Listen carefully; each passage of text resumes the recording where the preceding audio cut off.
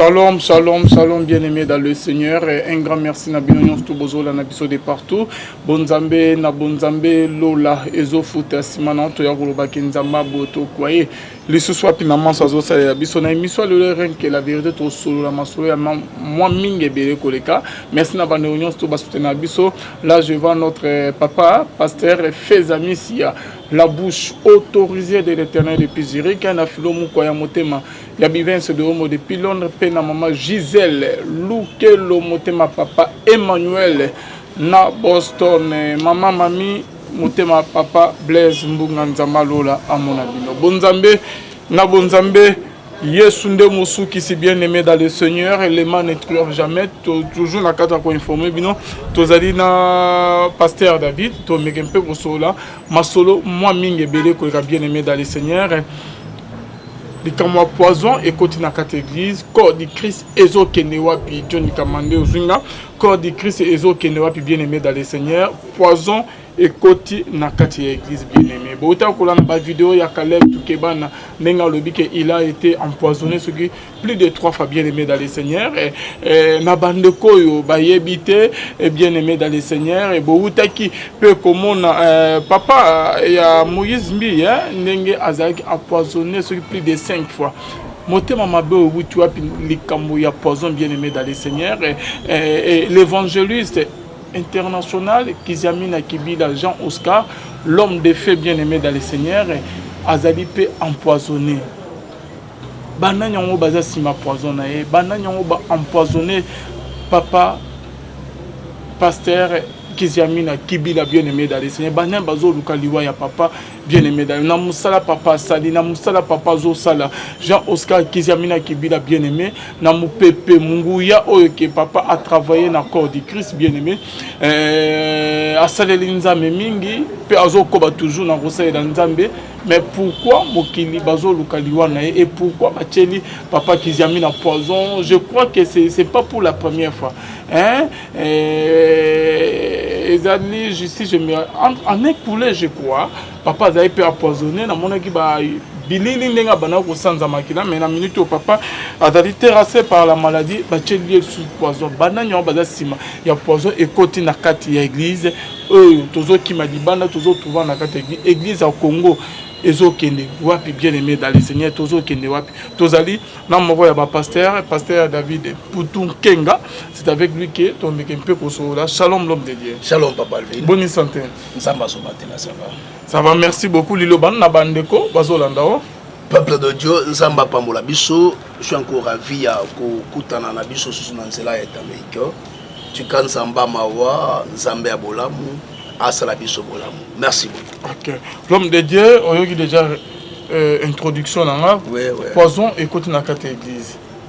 Au monde ni papa na ngai. Ouais. Le on a pasteur o yazali a poisonné pasteur Kizamina Jean Oscar. En tout cas le pasteur Kizamina Kibila aza papa pour nabiso. Na musala oyo sambango nous autres. Le lot tongato benga basala ensemble. C'est-à-dire il y a des gens qui sont passés pour na ko krasson cela enfin que ba mususu baya. C'est quelqu'un qui a fait un grand travail na mboka na biso, nous les connaissons tous. Il a servi Dieu na mbokoyo toyebi. En tout cas ça fait mal, il y a comme on a biloko aboye. Mais tout ce que moi je sais ozako Zamba Zali. Justice en Zambé et Koufité. Bible dit on ne se moque pas de Dieu car tout ce que l'homme aura semé, il le moissonnera. C'est pour dire que Zambé a vengé, à moi la vengeance et à moi la rétribution. Et Dieu se souviendra na ba bonne œuvre naye et na musala o ya salelié. Nanza naye bana babimie belé nanzola naye bat babongo limitema nanza naye ba vie et belé eza sauvé et pour cela Zambé akotikaye kimiate nous sommes de cœur avec lui et Zambé yamawa pe nzamba bikamwa akosala e bikamwa ko bosala te papa olbaka chaque fois que si ton Dieu est mort et c'est le mien nous en savons que ton Dieu n'est pas mort, ton Dieu est vivant et ton Dieu agira. Merci Nzamba. Ok, poison dans l'église ya Congo, papa. Ouais, papa Vinso, c'est pas et le moko y a aucun mois, non. C'est une chose où ils ont rédigé beaucoup de références dans la Bible.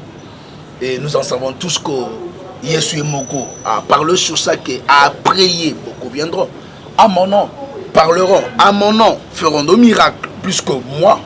Parfois, mais à cause de la yangaïté, c'est tout à fait normal. Nous en savons aussi, les CCA livré na blé, na kata Bible. Et nous sommes dans ce temps-là, et c'est tout à fait normal que Makamboyo et Botama, na kata corps du Christ, c'est pas une chose autre à la surprise Nayango.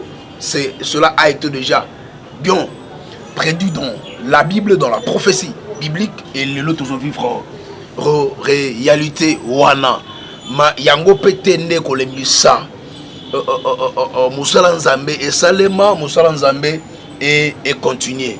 Donc Dieu est vivant et son œuvre restera toujours en vie et à suscitaka toujours batou pour continuer mission wana. Quand bien même il y aura ceux-là qui vont s'opposer, la force de Dieu reste à la hauteur. Merci beaucoup. Mais papa David, affaire il y a poison, tout comme pour moi, plus pas pasteur, soit pas bénisse dans l'église, par contre, mais micro na bango mon c'est que poison est dans la carte église, pe baninga na bango bazo tchela baninga ba poison ou comment, ba to comme mon pasteur bazo mais micro na bango etika ka to moment azo mais pena kit na moko na cher na moko na avanter. Ouais, mais nani ndeko Patrice, ngoy musoko ayembango à l'époque, ayembia lobby. Dans l'église, dans le monde, je le trouvais dans l'église, et l'église, je le trouvais dans le monde. Ayemba confusion, nous en savons tous. Yango, et Ayemba Yango, il avait parlé, en réalité, Oyo, et Kotaki, Lelote, et Kotaki Kala, Nakatu, il y a église. Mais ce que le problème est ça. Aujourd'hui, les gens pensent que c'est Dieu qui protège, c'est Dieu qui garde. Nous autres, en année 2017, 2017, 2016, 2017, je vais t'empoisonner. Il y a deux témoins. Mais nous sommes en vie. Papa Alvin, les gens doivent apprendre une chose. Que si l'Éternel ne veille sur une vie, ata mi bateli ndenge nini musala mpunda ozomona na otu récemment na Est bakangaki ngai et pas Adolf bato bazobomaka bato tomona ba vidéo tout ça bakangi ngai entre Kanyabayonga na Kiwanja na parc Virunga. On a exterminé 10 personnes, on a retenu 3 personnes et on a libéré 4 personnes. Basimisato mobali moko ngana gina kati. Vous pensez que ba kufaki na l'équipe on a bosanto? Impossible. Et dans l'équipe bango na kitoko na mayele na nini, impossible. Sur la grâce de Dieu, quand Dieu décide qui partir, ata osali kisi okende. Mais quand Dieu dit okende te, ata boto basangani ndenge nini okende te. La force du mal est que jamais que trophée liboso ya makasa nzambe. Dieu reste dans sa force, dans sa vigueur, pour imposer sa volonté. Personne ne peut ôter la vie d'une personne, ce qui nous amène à se décider sur Yangote. Oui, on doit jouer à la prudence, à la vigilance. Le Kolabatoko s'est protégé, oui, mais la garantie revient à Dieu. Mais papa David, et pourquoi toujours exercer entre vous les pasteurs Bozo Missan Mabé? C'est là et du à quoi Bino Bozo c'est l'Anzami. Ce qu'Otangi Jérémie 17 verset 9 Bible dit, le cœur de l'homme est tortueux par-dessus tout et il est méchant. Qui peut le connaître? Papa Alvin, la chrétienté c'est pas le fait yakola ta veste au col. La chrétienté c'est pas le fait à simba micro côté ya. La chrétienté c'est pas le fait yakotia Bible na lipeka au tambola nango. Non, c'est pas ça la chrétienté. beaucoup se cachent derrière ces mots chrétiens.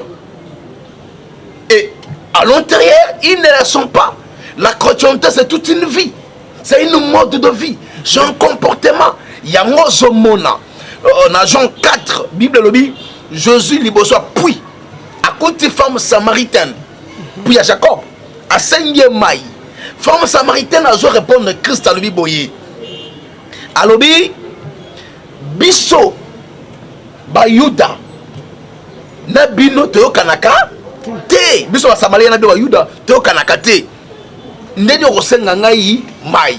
Or, ce qu'on a dit bien, au moins que Yesu abaki na moi sauté kala muyuda. Mais comment est-ce que la femme a su que Christ était juif?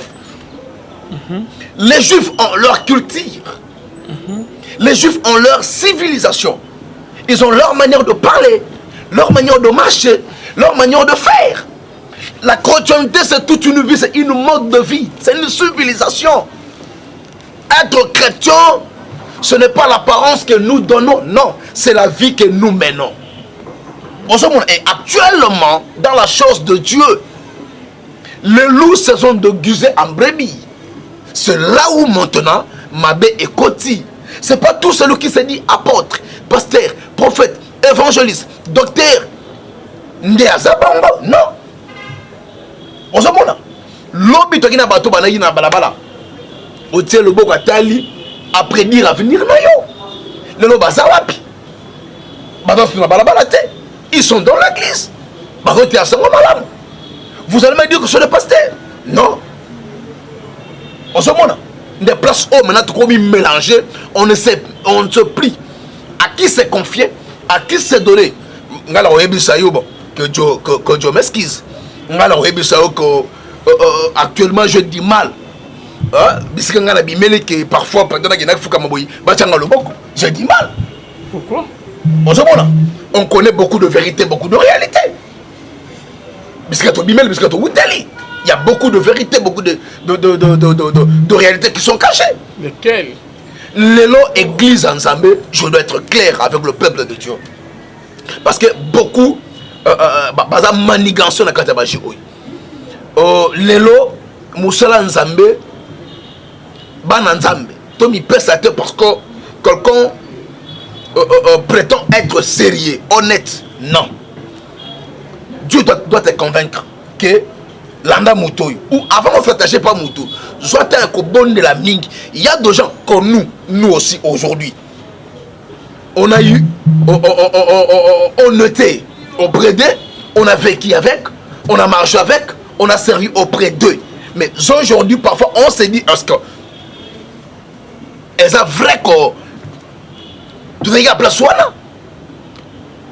Donc, les gens doivent comprendre une chose. Makamwe belé comme est caché na sima kombo Yesu. Et surtout que nous sommes au temps de la fin. Les anges du ténèbre se sont déguisés en anges de lumière. Ils parleront comme des brebis. Ils marcheront comme des brebis. Mais en réalité, ce ne sont pas des brebis, des loups ravisseurs. Des réalités et koti lelo nakatua musala yansambe. Mutema ya mutu e bombi makambo ebele. Moi mutu aye bango eza te. Actuellement l'envie est continue à 4 accords du Christ. Oya dingi kaka azala lokola muninga aleka muninga amatela muninga. Mutu alingo faire sa vie. Il y a médiocrité à salité. Or, ce que tangi ne critique bien, à part le don, il y a le talent que Dieu a distribué na batu na batu. On se montre. Et ils ont définir mesure, il y a grâce aux Zambés à celle limite. C'est pas que tout le monde sont appelés à devenir pasteur. Tout le monde sont appelés à devenir président, ministre. Non. Bah oui, c'est Basali. Basali Kwanga Basali. Bah Kumbi Poussou Basali. On se montre. Mais Moutou a bien mis tant Moussou Beta Balé. Lui s'est dit, nga Beta Balé, nga fait la ministre. Avec qui m'a destin a yé pour embrasser destin Moutou Moussou. Et tant qu'on a la réalité, on a écouté nango. Et ça, la réalité, on a bien maki nangote. Et à Rolinganin, a utilisé force moko. Il y a Libanda pour aller banin. qu'on maîtrise le domaine avant d'évoluer. Na kati ko force libana ba kota bonganga. Na kati ko force libana ba tsama ila mabe. Escroquerie ainsi de suite. C'est de là maintenant muto a fait là sacrifice sa bongo et ko kota nzela na ye, il faut étouffer. Ndé parce qu'on a poisson koti makambo belé et koti na kati ya vie courante lelo y compris na vie chrétienne oyo to bengani. Donc c'est ça la réalité oyo ekoti. Merci beaucoup Papa David. Tout le monde a étape 1 to continue oyami balé likamu ya délivrance tozo kenewa pi na makamu ezo sama na délivrance et pas na bino ba pasteur. En fait Papa Alvin, la délivrance c'est une réalité. Et la délivrance elle est biblique. Mais ce que le problème est ali manière ni de délivrance ezo salemela. Vous avez des problèmes yangoana. Les gens pensent parfois que ndé va bakoué dans l'église. Parfois il y a tout qui mais avant de délivrer non. La délivrance c'est une procédure. C'est tout en procédure. Comment est-ce que quelqu'un peut être délivré? Des vrais problèmes yangoana. Et ça c'est comme le lobby. Non non. La guérison c'est autre chose. Moutando bela. Oche lobo kwa biki c'est autre chose. La délivrance c'est autre chose. Comment ça? On se comprend. La délivrance c'est autre chose. Yesu liboso ya ndeko ada liboma fou. Ouais. Asenyi na ouais. Abimisa milimo eza kati na ye abwaki na bangulu. Ezaki délivrance. Là il a délivré la personne na oppression moko songolo paka. Mais il a été délivré si place. C'est différent même. Là c'est la délivrance. C'est différemment na moi seul souffrir na maladie à perte de sang. Mais il a été aussi 12 ans. Il a été guéri, non? Guéri. Vous comprenez? Il y a la guérison. Quand vous parlez de délivrance, c'est toute une... c'est tout un procédure. Hein? C'est toute une procédure par rapport à la guérison. Donc ce qu'on y est, aux anamili mabé et qu'on sait que pasteur à le processus il y a délivrance non pour être guéri. Voilà. De la guérir, on a délivré dans minute ou en Nazoa pour expliquer. OK. Dans le domaine il y a guérison. Il va autobenga la guérison miracle, la guérison divine. Guérison miracle, la guérison c'est la maga instantanément. Une fois avec action, quelqu'un est guéri de son mal. La guérison divine, et ça oyo au bondel pour la moto, et la guérison intervient progressivement. Comment ça? Tout ce qu'on a dans la Bible était papa. Hein?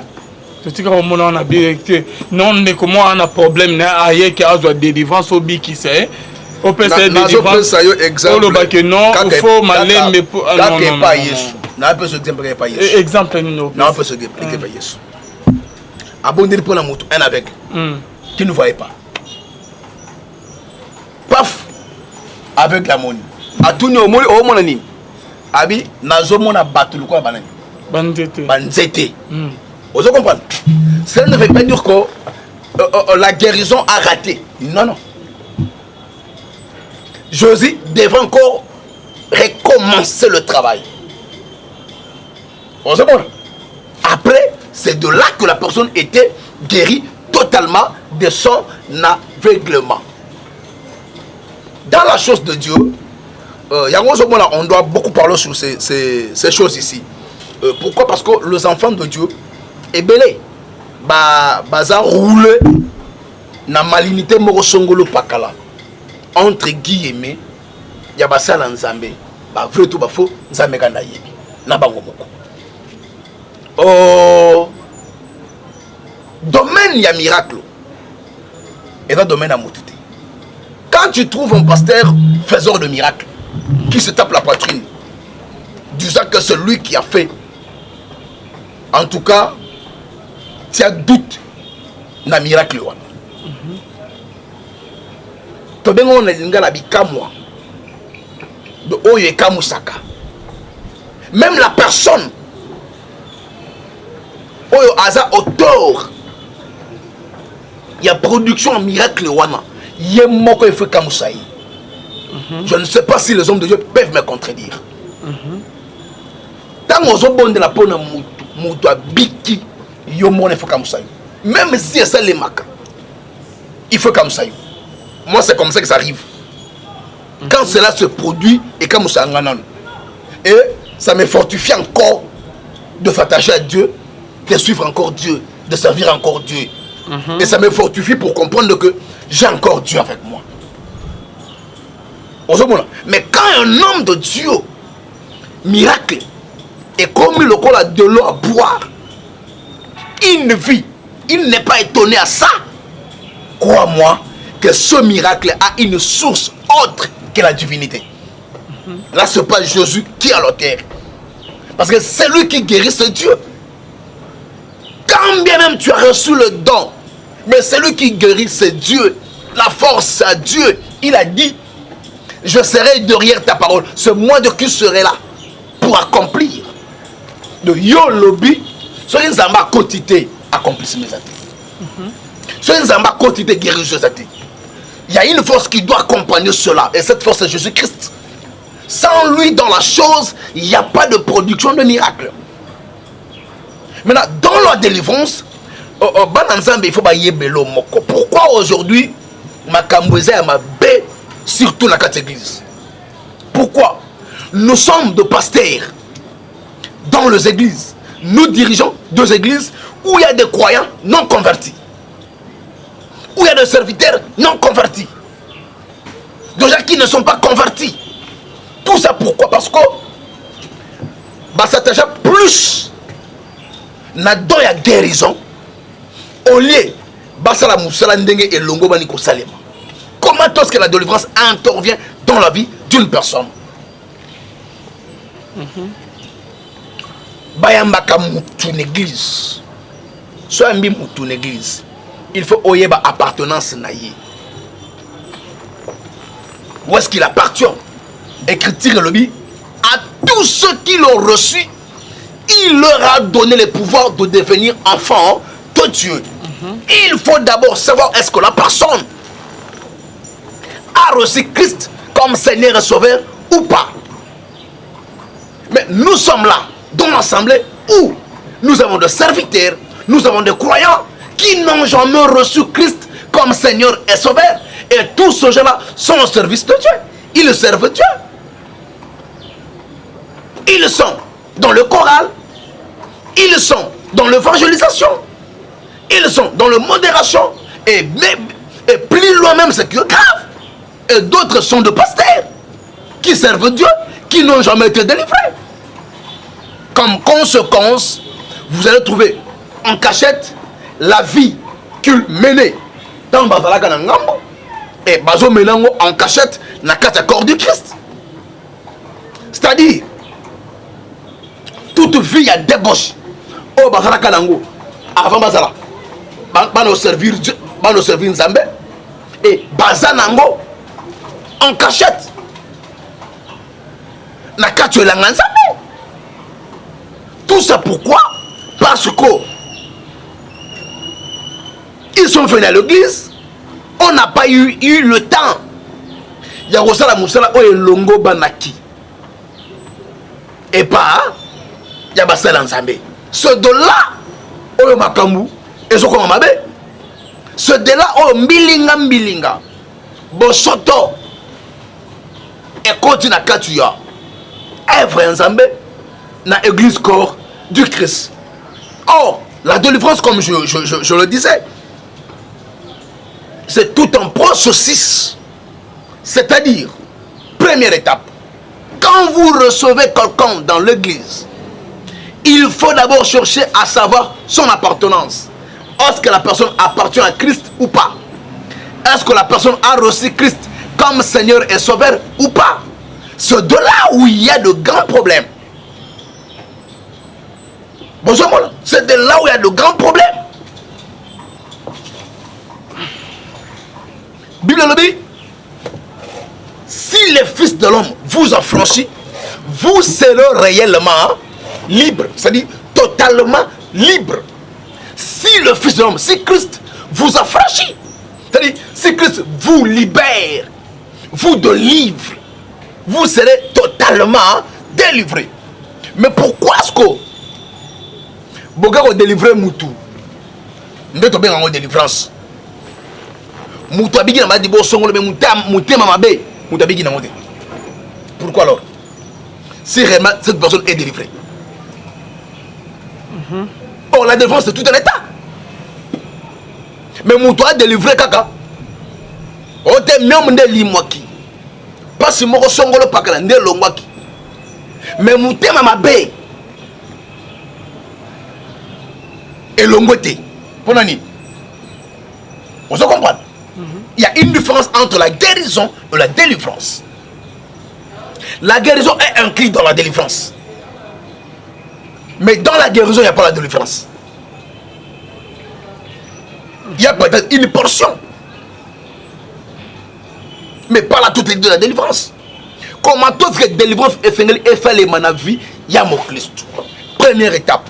Quand quelqu'un arrive de la vie sur l'appartenance, est-ce qu'il y a un Christ toté? Soit il y a un Christ toté, et l'eau est bosso. Et ça, il y a un moutouana, Yesu Christo. Le col en colo, pe mo biki sinaye. Ayambie, il y a les bosso. Yami balé. Comme moutouana va affermissement, il y a baptême. Parler sur le 4 lois spirituelles. Tant que tu comprendre le baptême, c'est de là que tu as sukoyu. Na ebale. Qu'est-ce que tu baptise na kombo Yesu. Après qu'on soit baptême na ye, avant qu'on soit baptême na ye wana, na ba fermissement. Ne ego surgit étape auto benga entretien pastoral. C'est-à-dire Moutuna Mosala Nzambe. Wana maintenant ndeko ako legana auto benga kirdam. C'est-à-dire alors tout bela vinaye. Bible dit celui qui cache ses transgressions ne prospère point, mais celui qui les avoue et le délaisse obtient la miséricorde. Ne toliki maintenant étape ya cure d'âme. So de là maintenant moutoni ko tout bela. Nazalaka ndoki. Na pimbwaka na butu. Na laka batu somi. Osomon. Moutou a tout bela mabe na ye. C'est à la volonté on seni ya ko tika.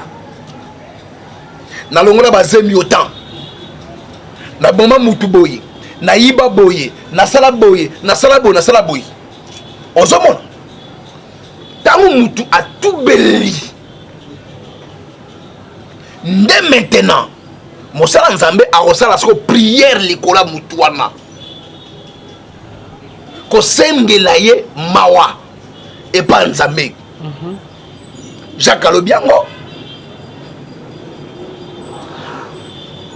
La prière de la foi sauvera les malades, même s'ils ont commis des péchés leur seront pardonnés. Ce drame maintenant, on va prier pour la moutou. Après, ndebole qui nous a baptême. On le qui nous a baptême. On a ceux qui sont non convertis. Ayamba esouté. Bole qui nous a baptême. Ayambi kolo sur le col à Mobixi. Le roi kolo Mobixi naïe. Ndé à partir on a combimana baptême. Mais maintenant, bole qui a orientation prophétique. S'il est appelé à servir Dieu ou pas. S'il est appelé à servir Dieu, il est beaucoup orienté maintenant. Dans l'affermissement, il y a modération, il y a gagner d'âme, il y a intercession, ainsi de suite.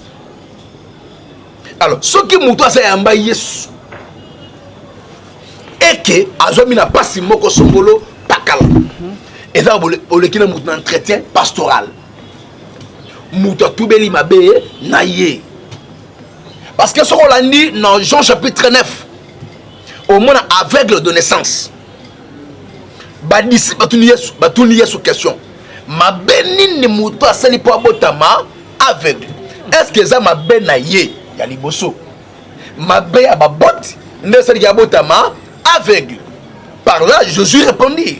Et ça ma benaye kakate mabe ya baboti te mais likambo ya oyoyo eza ke nzambe yolobi nkembo eza nini etalisama souffrance nyonso na scène na moi ya na trois causes cause ya liboso mabe ya mutu ye moko cause ya mibale makila oyo tobimeli ya libota ndenge omoni ezali azoloba nos pères ont mangé du raisin et ne sont plus là mais c'est nous les enfants qui avons le dent engagé cause ya misato nzambe ye moko eza na bato oyo nzambe ye moko aza na bato oyo ye moko atie na eta moko songolo pakala mpo na nsima aye koéclate gloire na ye ozomona tozonga na ba2 ka wana mabe ya mutu to mabe ya famille c'est pour dire que il y a beaucoup de gens baza ba auteur ya pasi oyo ekomela bango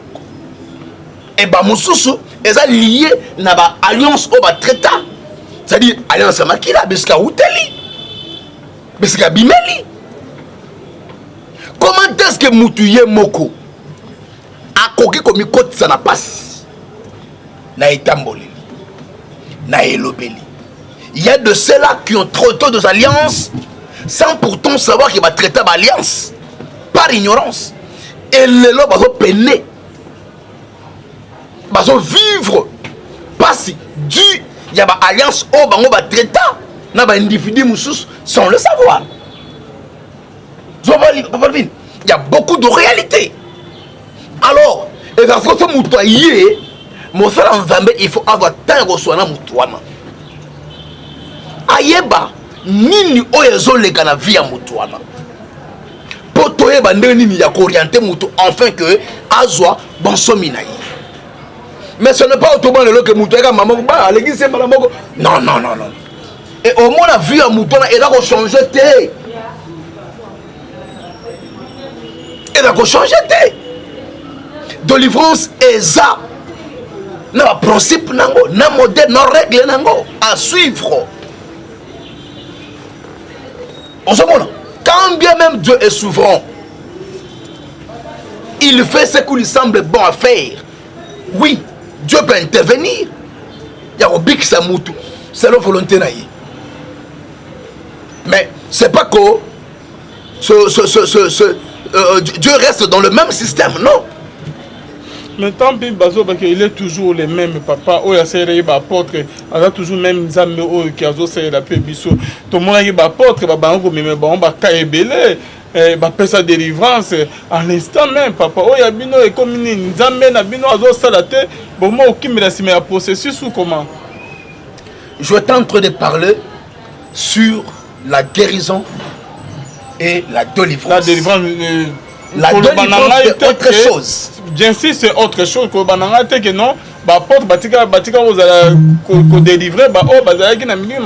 il y a ça ce qu'on appelle dans la Bible les non-dits de la Bible. Nous parlons de ce que la Bible a écrit. Nazoya, pour expliquer en gros très très bien. Au moment de la conversion, il y a Paul. Saul, comme Paul, apôtre Paul. Nanzela Damas, dans la lumière, à quoi et ainsi de suite. Qu'est-ce que Dieu a fait? A orienté vers Moutou. Vers Moutou, a orienté. Pour ça, il y a délivrance à Missouna, il y a aveuglement. Et Moutou, comment se tenir, comment faire pour attendre à servir Nzambe. Il y avait un processus. C'est différemment dans la guérison. Là, c'est autre chose. C'est autre chose, Papa Alvin. Lorsqu'on parle de la délivrance, il y a la délivrance de l'esprit et la délivrance de l'âme. L'âme doit être délivrée et l'esprit doit aussi être délivré. C'est ce que les gens ignorent. Vraiment ce que les gens ignorent. Il n'y a pas seulement que la guérison. Non. Tu peux être guéri d'un mal. mais pas la délivrance. La délivrance fait tout en état. Ça se fait spirituellement et ça se fait dans l'âme et dans la chair. Tous ces trois compartiments de l'homme doivent être délivrés. Ça se diffère de la guérison. La guérison, c'est toute une partie, un compartiment qui peut subir cette guérison. Oh, lorsqu'on est délivré, son âme doit être délivrée. Son esprit doit être délivré. Et sa chair doit être délivrée. Yamozomona, Bilobi, ne marchons pas selon la chair pour ne pas, marchons selon l'esprit pour ne pas accomplir le désir de la chair. Or, si un homme n'est pas délivré, abanakotambola ndenge mosuni ezo kambaye, ndenge mosuni ezo memaye, ndenge mosuni ezo tambusaye. Mais quand l'homme est délivré, il ne marchera pas selon la chair, mais il marchera selon son esprit et son âme. C'est le travail que les hommes de Dieu doivent faire. Nous prêchons, nous prions. C'est bel et bien, important. C'est très bien. Mais lorsque nous sommes délivrés, c'est ça la question. Au moins, nous doit s'embelaka. Mutu alukaka nzambe, mais motema mabe numéro 00 non mon le ba poison et continue à quatre corps du Christ. Pourquoi? Parce que il y a des personnes non délivrées. Mutu avandi amenaye zalaka délivré. Parce que dans l'homme il y a trois parties. Il y a l'esprit, il y a l'âme, il y a la chair. L'esprit est supérieur à l'âme, l'âme est supérieure à la chair. Ne ozomona Yesu dans Matthieu 4, dans la 40 jours, 40 nuits, Bible dit, il fut emporté dans le désert pour qu'il soit tenté. Diable a ébissé, Zouani Passanini, Libanga Bongolango, Lipa. Jésus lui répondit, il est écrit que l'homme ne vivra pas seulement du pain, pas seulement du pain, c'est-à-dire que l'homme vivra du pain et de la parole. Le pain servent à la partie chair. Ce qu'on les doit à la macacité au salam salate. Mais la parole, elle sert à la partie âme et à la partie esprit. Je ne comprends pas. Maintenant, l'âme et l'esprit ne mangent pas la même parole. L'âme, c'est la parole éducative ainsi qu'instructive. Et l'esprit, c'est la parole religieuse. Et comme l'esprit est supérieur à l'âme, c'est l'esprit qui donne les injonctions à l'âme. Et l'âme, à son tour, donne les injonctions à la chair. Voilà pourquoi l'homme, en réalité, c'est l'esprit. C'est la partie haute, la partie supérieure de l'homme. C'est la partie motrice, la partie qui donne des ordres. Afin que les autres parties acceptent, obéissent et agissent. C'est comme ça l'homme, de son vivant, doit tout faire afin que son esprit soit délivré. Si l'esprit de l'homme n'est pas délivré, il sera habité par un autre esprit, qui est l'esprit de Dieu.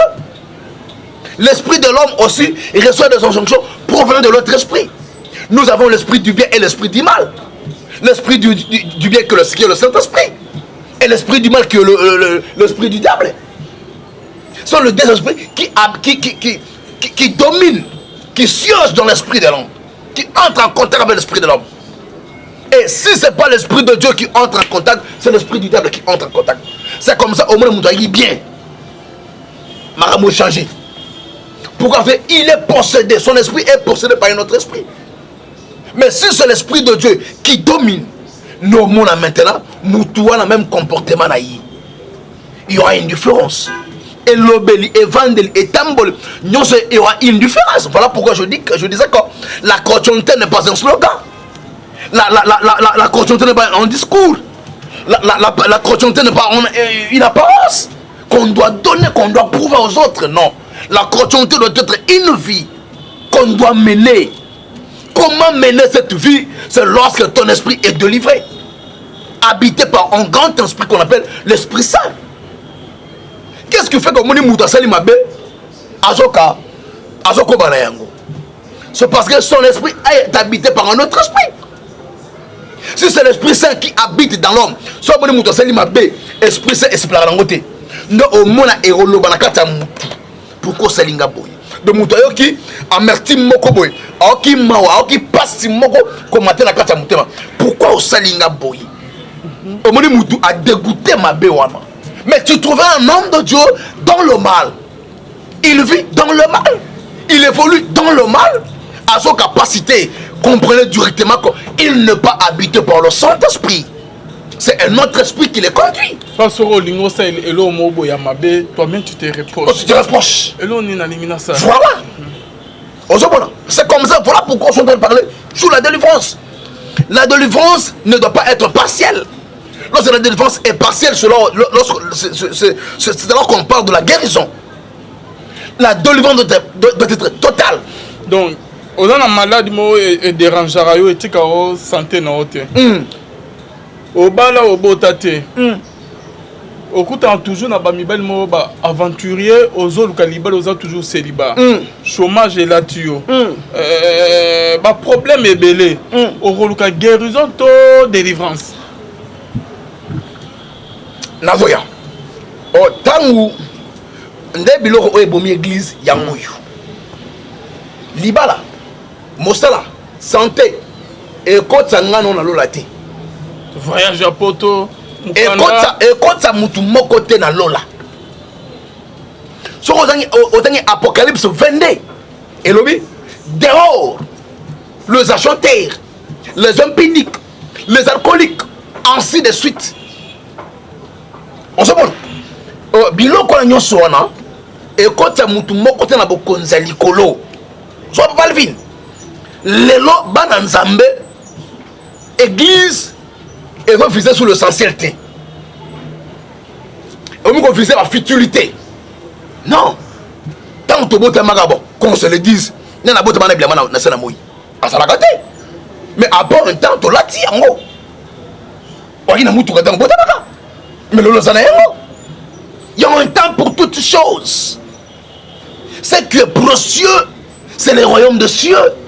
Bible nous dit, cherchons premièrement le royaume de cieux et les autres nous seront donnés par-dessus. Ce que l'on doit chercher, c'est ça. Or, la délivrance, en réalité, est qu'on peut savoir aux Luka. Pourquoi? Parce que qui doit être délivré? C'est celui qui est possédé.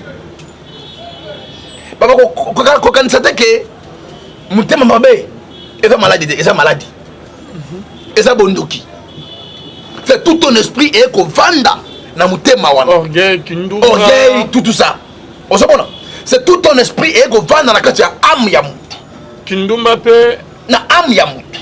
Cupidité na am ya mutu. Orgueil. Ce sont des maladies, sont des esprits. OK. On se bon. Ce sont des esprits qui doivent être délivrés. Qui doivent être délivrés. Et il y a qu'on vanda et qu'on vanda âme. Parce que âme parce que siège à conscience ezali. Parce que maïla bon moto, la raison, il y a moto vandi. Là où l'homme prend des décisions, il y a ma bête et ma lame. Ndebe sikawan et vandi. On se bon. Alors, ce que l'esprit est à dominer yango. On se bon. Et bongo li mutu mutema. C'est comme ça que même lui-même, Dieu a endurci le cœur de Pharaon. Qui avait accepté de libérer les Israélites. Mais Nzambaya a endurci le Pharaon. A comme son Libanga. Le Pharaon est changé. A punir les Israélites à Bomaka Bango. Il a été possédé, animé par un esprit. Et ce bateau basé belé. Nakacho glisse.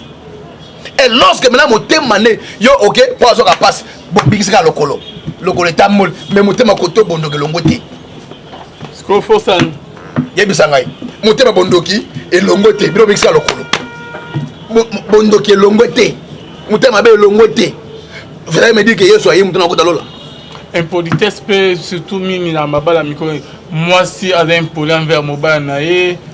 kozala likolo nyonso eza délivrance wana sko eza nini ya basi bolimbisa ngai ya basi eza mingi manque d'éducation. Voilà pourquoi je parle que l'âme se nourrit de la parole éducative ainsi qu'instructive. Les parents ne savent plus surtout na kini ao comment éduquer leur fille. ezala na poto baka na kinte ouais na poto za na poto za mot de vie na bango na poto kuna déjà gouvernement eza délivrance gouvernement kuna yango c'est normal eza délivrance non oh c'est pas normal. Pourquoi? Parce que Bible les autres tout en étant chrétien ou chrétien, nous sommes soumis à la loi qui nous régit tous, c'est la loi de Dieu. Or Nakatia Makomia Nzambe pour la solo Bamouti. Christ est le chef du mari et le mari est le chef de son épouse. C'est pas moi, c'est l'écriture. Mais quand déjà une femme insolente, une femme qui n'obéit pas, qui ne respecte pas son mari, le mondialisation est qu'on dit tina ba couple. Ozomona, bon ti valeur est qu'on dit ti na ma bala. Ça parce que je beaucoup parler là-dessus. Et c'est ça qui a fait que les lots de divorce est exagéré. Délivrance, c'est pas délivrance. Voilà. Lorsque je parle sur la délivrance, je ne voulais pas parler sur la guérison. Parce que la guérison, c'est une partie de l'homme qui est libéré. Mais la délivrance, c'est l'entièreté de l'homme. C'est quoi la délivrance au Christ?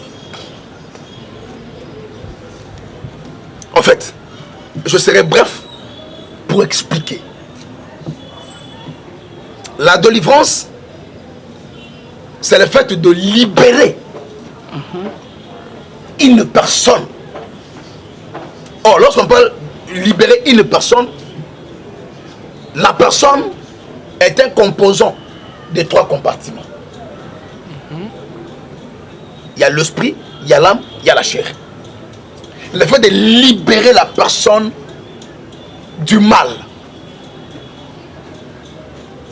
ou du malin. Il a été possédé, dominé par ce mal. Le fait de libérer Yekuna, c'est ça la délivrance. Il est délivré du mal. Papa. Si libérer la personne, ce n'est pas un enveloppe seulement. Non. Il y a 3 corps. Il y a ce corps qu'on appelle chair, il y a ce corps qu'on appelle âme, il y a ce corps qu'on appelle esprit, qui font la personne. Alors, s'il faut délivrer la personne, on doit libérer tous ces 3 compartiments. On se voit, tous ces 3 compartiments. Il y a un moment où on va défendre, tu libérer l'esprit d'ailleurs. C'est parce que ça bloque quelque part. On se voit. Maintenant, Nakamoyo église et sur pendant tant qu'il y a que ça là. Au comment on a mouton dans la porte de bazar la porte on a bout. Mouton la porte nous qui ça. Ah. Matin ta musumboka, il y a cela 20 ans passé. Mais à la porte alors daga ndoto ana mbandaka. Ana ingende. Ah si ça déjà classe à l'autre à la toujours. Ah daga uniforme. Attends toujours. Donc vous comprenez. Donc cette personne est liée. Son esprit est lié quelque part. À Kabwana na mobile moto moi à l'autre. À l'autre aga basanaï. Donc l'esprit de cet homme ou de cette femme est lié na mboka na bango. Est lié na famille, est lié na mobile mo songolo pakala moi songolo pakala batala kinaï. Na ko peut exemple il y a un pasteur, un prophète que oyebi bien autant comme on est en tête son ami autre il n'est pas prophète bureau. Voilà la lingua là. Avec une fiancée naïe. Papa ben au Kabwana. Ba Kabwana suite qui est fiancé à Tambogi Mabé. Mais à l'ingara mon seul makasi. Et si azwi fiancé mosusu akepe aprédoté mais soki alali alota kaka baza na fiancé ne wana oyo bakabwana jour mosusu abonisa biso ah davouebi ko so alali alota kaka fiancé boye la sœur Mélanie bato bayebi ete alota kaka ye feke tokobana kanga na ye naseka ye ngabi poani qu'est-ce qui te prouve habite mena bandoto ngabi faisant introspection zonga mizong sana nakati banda kotala nde bando vivre na ye est-ce qu'il y a pas eu des alliances entre yonaye ya maloba disant peut-être que boka bona jamais que vie ya yonaye si boko ta mabele ah bien oui en tout cas on te disait beaucoup de choses ah bien voilà kende sala prière boye briser alliance wana au monde et quand tu le parlais il est parti il a fait ça alors dans soudé donc ni ne salimi ba fala pacte na moi si na maloba yango moni bible lobi yeso lobi avant de parler il faut tourner sa langue 7 fois car la vie et la mort sont au pouvoir de la langue. Au commencement était la parole. Les gens négligent la parole. Maman moko akina kosala kosoma bakimpuka na bakwanga wana na maluku na bibwa ayaka seli bakwanga tout ça long c'est 4 bana bazukwanga bali mama leli est-ce que li mama ya mona kanga ite poso atukutungai loko la blague ba ba bayoki eleki nango mikolo ake susu ake baso bakimpuka bakati na ngambo ambongo seketso ngo susu bazongi na retour à deuxième voyage londende na ebale mutu abotu bango ba imamla bango abotu agangi tika biso c'est là un problème de tika na lega tout ce qui était là ont entendu une voix sortir de l'eau l'on a un problème na yote na eliote mika kotanga mbonge boto baluka batu babika maman nda kenda libela monana te. La dame avait fait appel na elima ya mai sans pourtant savoir qu'elle qui appelle mais na maloba. Oh, quand la parole sort et quand dans l'atmosphère, oh, dans l'atmosphère il y a les esprits. Donc la promesse tout ça na kanaba. Il faut réfléchir avant de dire quoi que ce soit. Moi si mobali to oh, y a bité babike le miron des oreilles. Ils ont des yeux. Il y a quelqu'un qui il y a des gens qui sont là, mais qu'on n'a pas parfois le yeux pour voir. Il y a les esprits, le monde, c'est le monde des esprits. Il faut contrôler sa parole. Il y a des gens qui ont fait des alliances comme ça là. Et aujourd'hui, bazo vivre na c'est il y a en prison. Et moi je évoluer et comme ça la tête non bon muto bon attention mobile mususu. Ba obanda bien après un temps ba obeba na okabwana. Pourquoi alliance moko est attachée na yé. On se bon. Or, ce que muto bongo pour abika ezali solo, faut solo là. Oye ba via muto na malamu. Ba muto misala ba ve ke ngala ko bala te. Pour avoir un choc mo songolo pakala. Ami laquelle ma ben a vie et a ota mona botutu wana. Ami bomona da libala ye moko. Après un temps à céder. Pour une fois que tu as cédé, à côté de Moutoumou, au son le pagala, balingani. Mais à Bossani, qui est ça, ton hôtel, où il réclame à Kaye Kago Balati.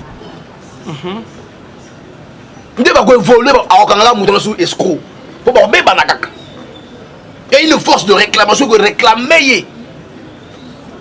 Et tant ou tant, moi, pour réclamer. Tant que nous comportement baliwana. Et comme ce comportement bal, comme mabé, comme le bamabé. Comme tu as dit, Ndumba, il est en la tête, à Bendani, or, force les autres réclamer. C'est comme ça, la vie que non, la délivrance est tout un processus. Merci beaucoup, Pasteur David. Je crois que la deuxième partie de l'émission. C'est la fin de notre émission. Malobano, Yasuke, votre numéro de contact. Merci beaucoup, peuple d'audio. Zamba Pamola biso na sepeli ya kosona biso susu na nzela ya singa. Tuka nzambe ya mawa, nzambe na bikamo asala biso bolam. Tout ce que moi je prie dur au peuple de Dieu, l'important c'est le royaume des cieux. Jésus revient bientôt. Vous avez bien suivi la déclaration de Macron disant que la bête de l'avènement est là et elle arrive. Or, la bête ne peut jamais être là, ne peut jamais arriver sans pourtant que l'éléphant s'efface. Comprenez, toi Netani, toi Natani, préparons-nous pour recevoir l'époux. Zambalola, Apamola Bisso.